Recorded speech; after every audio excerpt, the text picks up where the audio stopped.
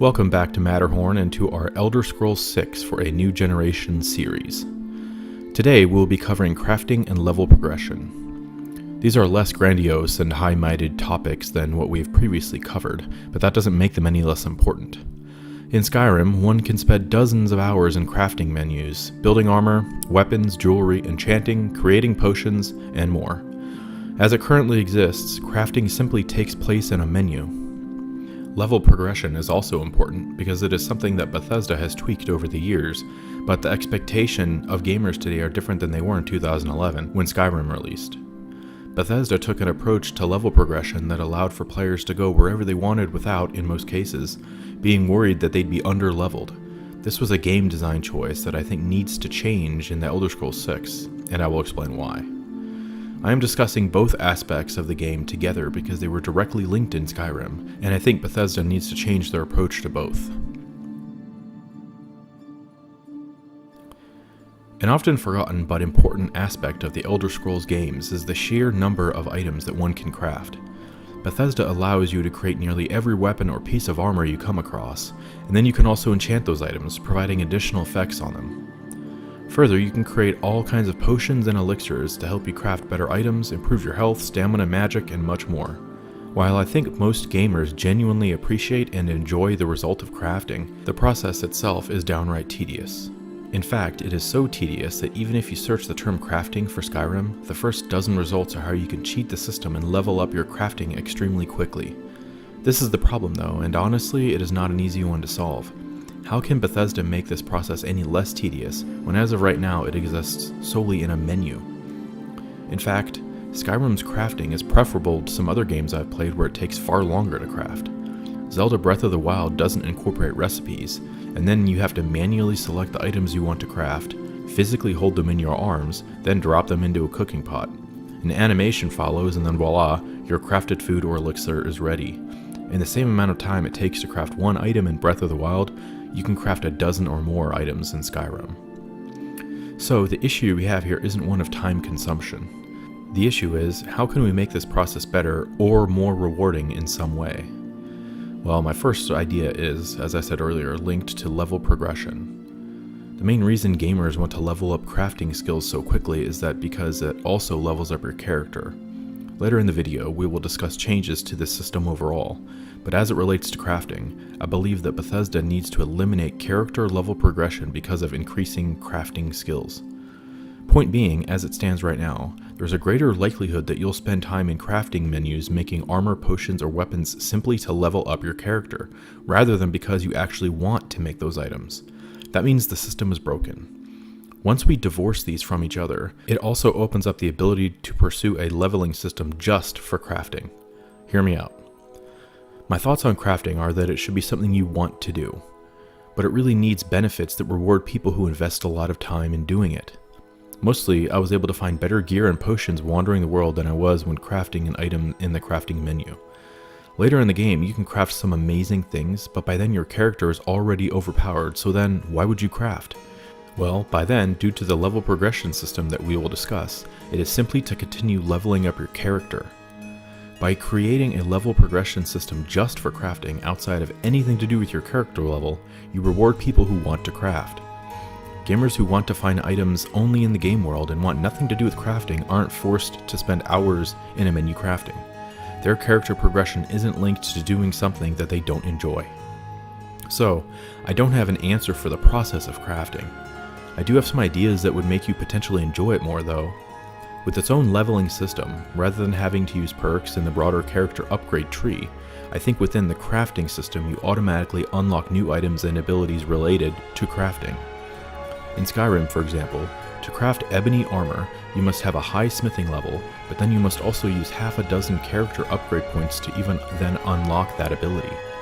A new system would automatically unlock new options related to the items you create. And if you think about it, it makes sense.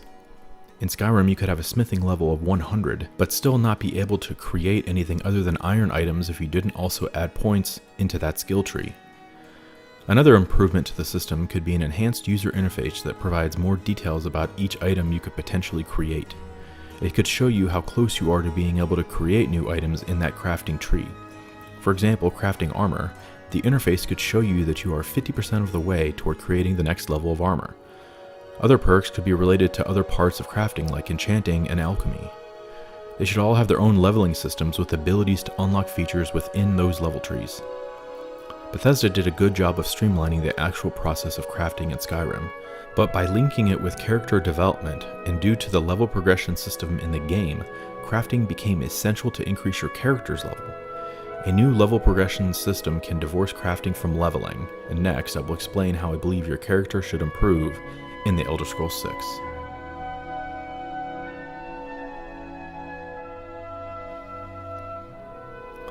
In Skyrim, Bethesda generally wanted you to be able to go anywhere and at least have a fighting chance as you explored caves, ruins, crypts, and strongholds. So in order to do this, they created a system where the enemies leveled up as you did.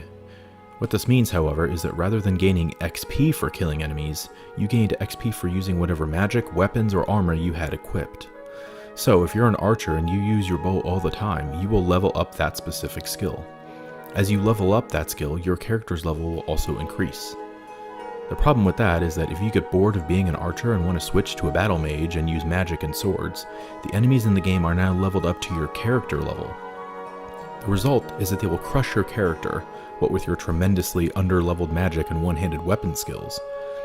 This, contrary to what Bethesda advertised, eventually forces you into a character class, even though at the beginning of the game you don't actually pick a character class. The other problem with this is how the leveling system links crafting to your character's progress. As an archer who wears light armor, as soon as you hit level 100 in both archery and light armor skills, you essentially cannot increase your character's level any further unless you start using other skills. However, what people would do instead is to find ways to quickly level up their alchemy, smithing, and enchanting so their character's level would continue to increase. My solution here is twofold. Earlier, I presented the idea that all crafting should be in its own leveling system, separate from character level progression. The only way you can do this is to then make killing enemies worth XP.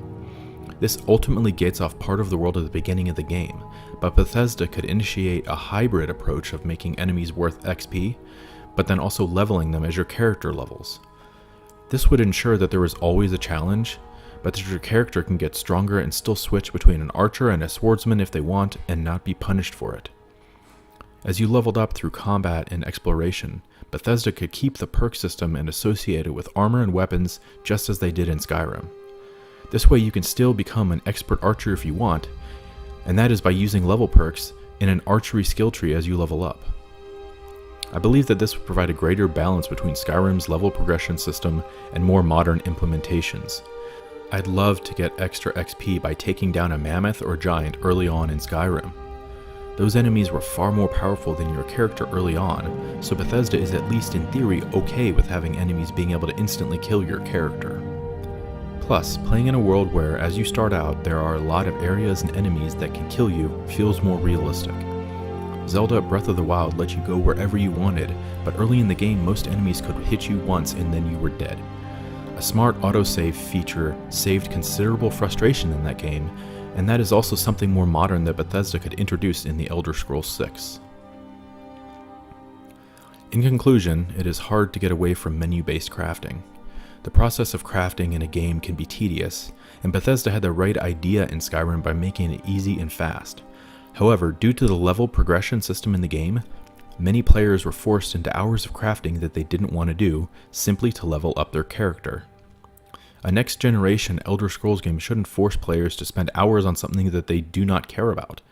After all, the Elder Scrolls games have always been about doing whatever you want, wherever you want. To that end, refining the level progression system to give XP when killing enemies and discovering new locations, but not for crafting, allows for the best of both worlds. And those that love and enjoy crafting can have their own leveling system specifically tailored to it. Next time, we will be discussing environments and weather in the game world. If you made it this far, thank you for watching, and please be sure to leave a comment, like, and subscribe.